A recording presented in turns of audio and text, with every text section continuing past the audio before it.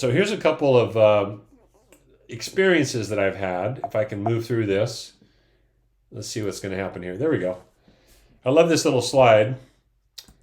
And this one, you might get an entertainment out. This is the 10-year-old Larry on the farm. That's the beginning. Many years later, somehow I learned how to go from the farm where I never left. And somehow I've been able to figure out how to travel. And this is me with a motorbike I rented to go look around Bali and the coffee shop where I've had a background in coffee for a long time now. And I was helping Iwan because his barista was gone. And to this day, he refers to me as his coffee guru. I got a chance to go to the island of Java and visit Borobudur, which is the largest Buddhist temple in the world. Just an amazing experience. And right near a Hindu temple. So to be able to go out and visit different cultures and experience different places was really a meeting. This is the professional appearance. Somebody took photos for me in a workshop not too many years ago. This was in Arizona. Hiking the Great Sand Dunes in Colorado. I got a chance to get up on top of the dunes. About 20 years ago, I was able to get to Peru and hike the Inca Trail. I've practiced and perfected my ability to relax and totally let go hanging out in a hammock, which I think relaxing and enjoying the moment now is a real attribute that most park and recreation professionals should be able to demonstrate. I had one time in my life wanted to do a parachute, and that didn't work out. I had authorization with the Air Force Academy, and I was working with them, and the paperwork got lost. So I found this place in Kuala Lumpur that's a wind tunnel, and it simulates free fall from 14,500 feet, and I got to learn how to fly in there. I did 4 different flights. Cooking school. This is at an organic farm out in the countryside in Thailand, and it was a very small, intimate class, about 12 people. I've been in cooking school about 3 or 4 times. I've taken classes in Bali as well, learned how to make peanut sauce. And then I got a lot of tips and suggestions when I was in India. Rafting the Grand Canyon, I got invited to join a private trip. So I was able to spend 26 days rafting down the Grand Canyon, which was just an awesome experience. And then this is me on a boat in the Togian Islands, which is in central Sulawesi. I had no idea how much I love being on boats. And I wound up having, serendipity connections, wound up getting picked up by the owner of the property I wanted to go to the next day.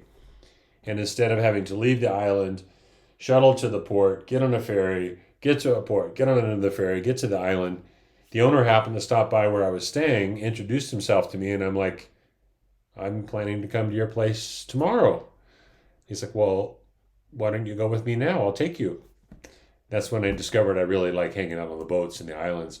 This one is sunset, and this is in the bay right near Komodo Island. I got to go see the Komodo dragon, which was interesting because when I was a kid on the farm, I remember just being fascinated by animals and wildlife in the encyclopedia, and the Komodo was one of those that I got to see growing up, and then I got to go see it in person.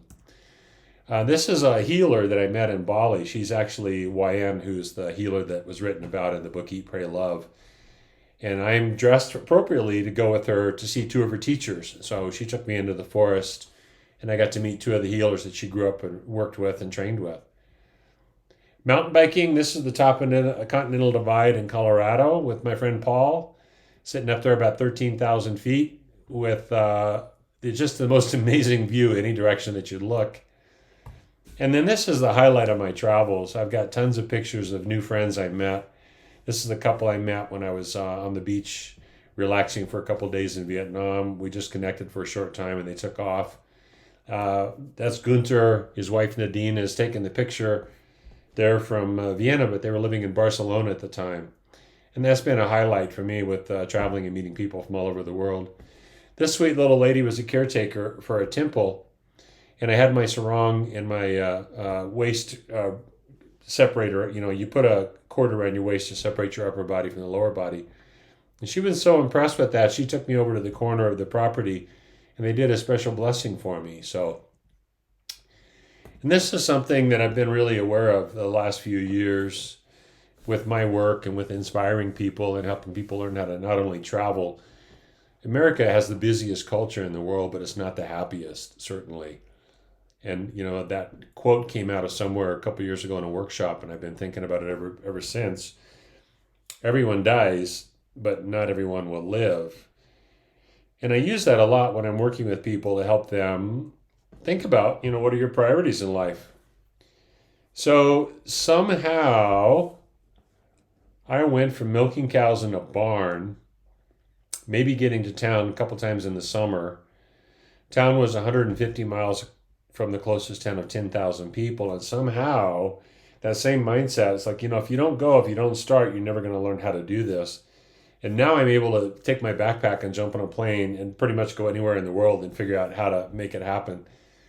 So I'm going to play this for you. I made this short video because people were like, where are you? What is that place?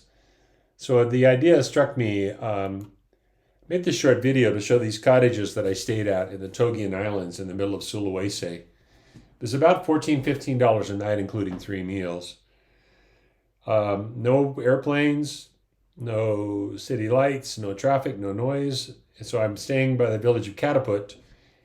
And here's where it's located. Going across the Pacific. There's Borneo on the left, Sulawesi right there below me, Papua New Guinea to the right. And that is one of the places that I went to hang out over there. Some of the views that I had from the island. There's only electricity at night from 6 till 10, and during the day the staff came out to make meals and they left. I got to go right off the shore and snorkel.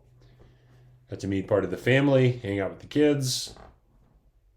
And it's one of those places that's so peaceful and quiet. I don't write about it because I don't want everybody to know. Well, I've been thinking of doing this for a while, so I'm happy to share this with you. And I want to wish you a very Merry Christmas, Happy Holidays. Thanks for being a part of my life. God bless you. Stay healthy and happy, and I look forward to staying connected with you. And BJ is keeping me connected through Facebook and that sort of thing. So you take care of yourself. Bye-bye.